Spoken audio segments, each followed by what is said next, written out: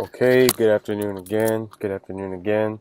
This is Search the Scripture, doing my, not really a part two video, but in my last video, if you saw it, it was on the Order of Melchizedek, and this is the, um, I guess, a response to what some people think about the main passage in my last video, about the law changing. So this was just a little side video on showing that all the scripture shows Torah is unchangeable and it's eternal. It's never changed.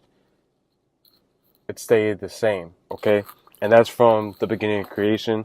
I just want to make a quick video. I'm gonna try to keep it real short, just to show you guys a couple scriptures and be able to back up and show you what I'm talking about. So let me hop right into it.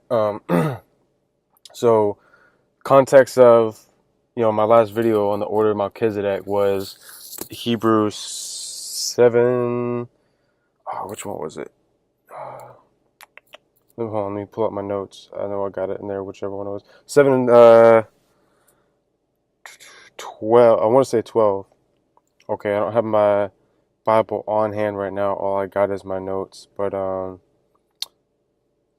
in Hebrews 7, it talks about a change of the law, and people, even though Hebrews is all about the priesthood, somehow law right there means they're talking about Torah, when the whole thing is talking about the change of the priesthood. It's not talking about Torah itself changing. Okay, and again, just some context to show you that Torah can't change before I hop into the examples. Isaiah 8:20, it says, "To the law and to the testimony, if they speak not according to this word, it is because there is no light in them." Okay. Another one is Psalms 119, 160. "That word is true from the beginning, and every one of thy righteous judgments endureth forever." Okay. And then Isaiah 40:8 says, "The grass withereth and the flower fadeth, but the word of our Elohim shall stand forever." Okay. So just to show you that his word doesn't change. Okay. He doesn't change his mind. He's not an author of confusion. It doesn't make any sense for people that say, well, Torah's done away with. That means in the beginning, at creation, no Torah. Time of Moses and afterwards, Torah. Time of Christ, no Torah. And as we obviously know in the millennial kingdom, Torah. He doesn't say yes, no, over and over. All throughout all those time periods, Torah is the law of the land, if you will. So, but all right. So real quick, let's go to Genesis. Okay, I'm going to show you some examples of Torah. His commandments they've been established since creation. They just weren't written on paper and given until Mount Sinai. But you see them being ordered, I guess, commanded of Yahuwah, and the faithful remaining obedient to him.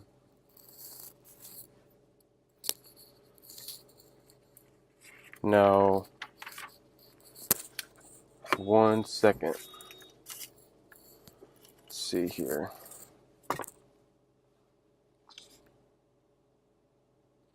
I can't remember what it was I had in my notes. I think it was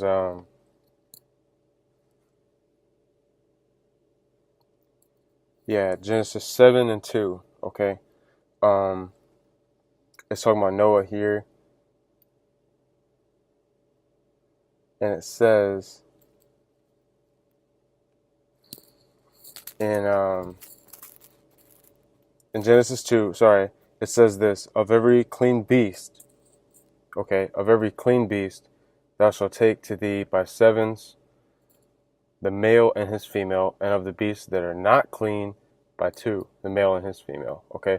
And then in Genesis 8:20, continues on, "And Noah built an altar unto Yahuwah, and took of every clean beast and of every clean fowl, and offered burnt offerings on the altar." Okay, so for one, if there's no Torah, if they don't have any instructions, if they don't have anything to be obedient to, why does he have an altar? Why is he sacrificing? And why is there a distinction of clean and unclean animals? Okay, it was pretty clear. All right, in the text, there's Torah's been around since the beginning. Okay.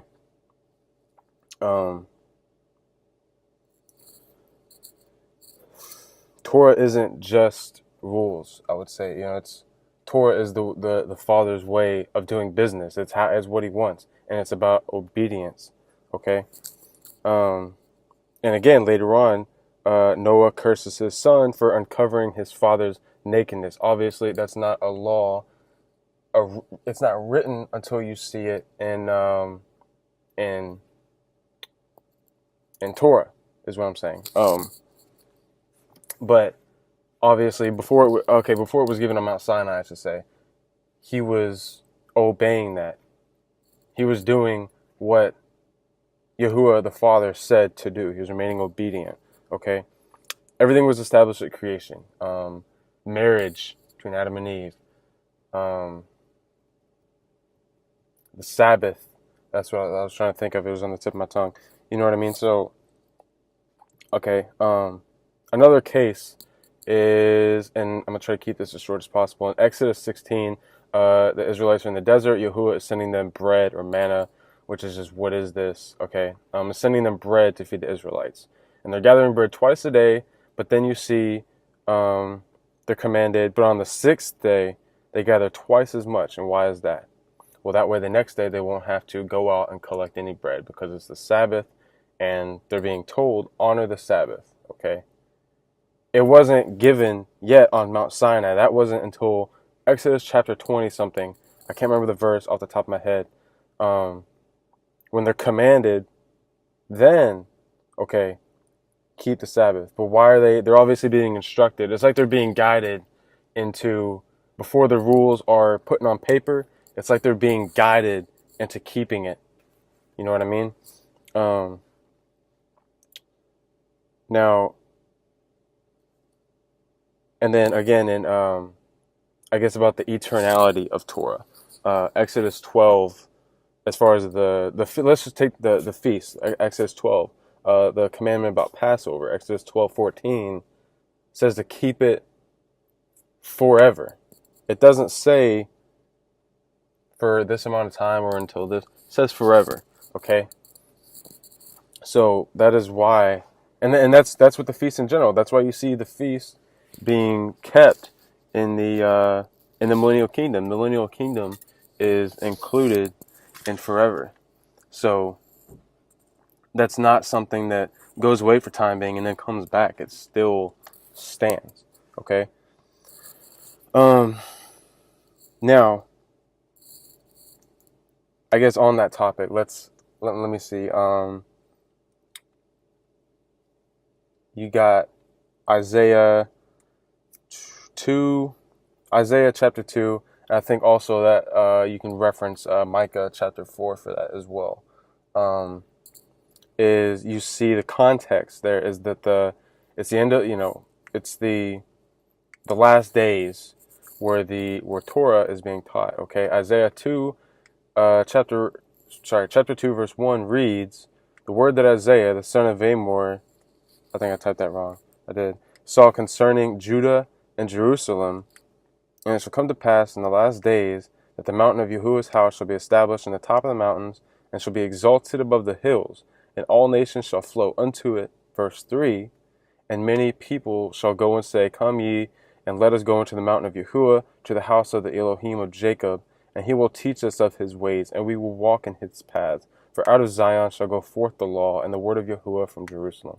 Okay, you can reference Micah 4, chapter 4. It pretty much reads the exact same thing. Okay, they're going up to learn Torah.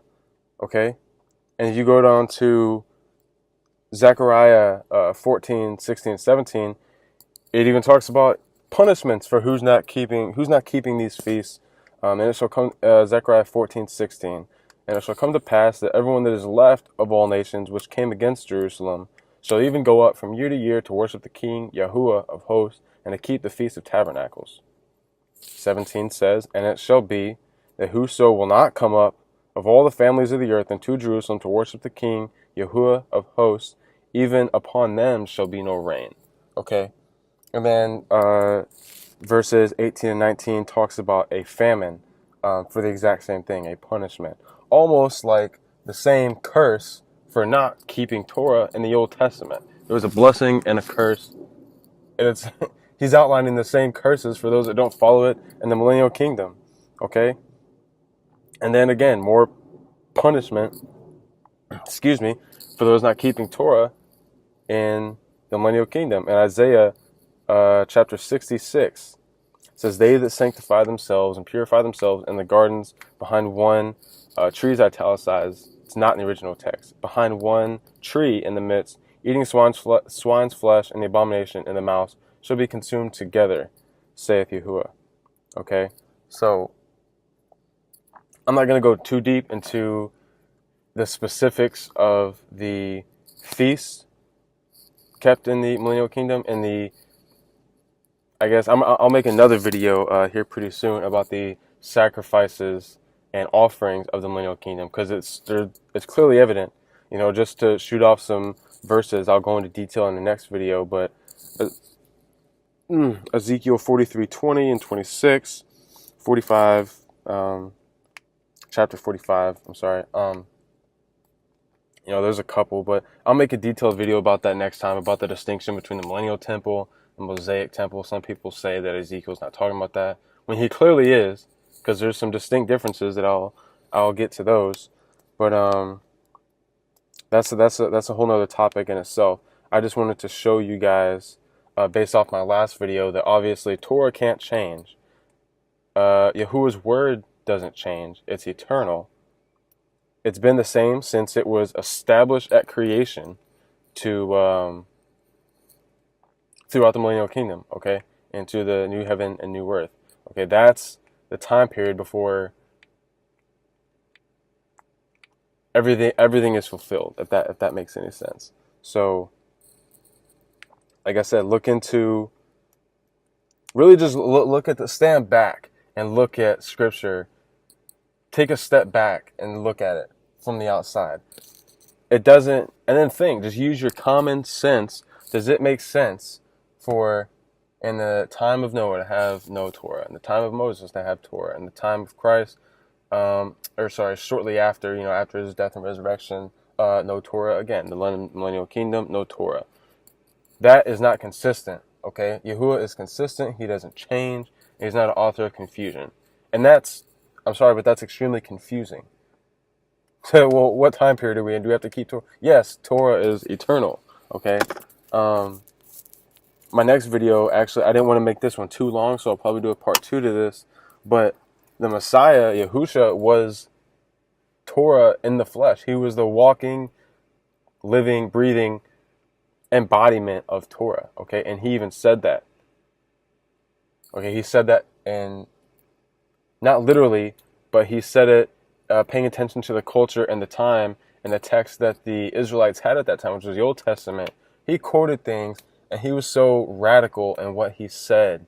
He made it evident he was the walking, talking embodiment. And then you'll read John 1:1. Or John chapter 1, I'm sorry. He was the embodiment of Torah. He was Torah. He fulfilled it. Didn't do away with it. He fulfilled it. Okay? But I'll get that into a next video. Hope you guys enjoyed this one. I'll put a couple verses in the description. I know I blew through this kind of fast, so I'll put a couple verses in the description that you guys can go look at for yourselves. And, to kind of read through with the video. I know I went through kind of fast, but shalom and have a great rest of your day. And make sure if you want to check out my Instagram page, the link will be on there. Right now there's a link to the first video that I had if you want to go check that one out, or you can just go to my page on Search of Scripture on YouTube and shoot me a message on Instagram if you want to be a part of the discussions, be a part of the studies. Every Shabbat I have Bible studies with a series of, like-minded believers. So those will be uploaded. We'll have the audio from our Bible studies on here. So if you want to hop in, we have Skype. We can set it up. You can be a part of the discussion. If you don't agree, we can politely divide and debate. It's no big deal.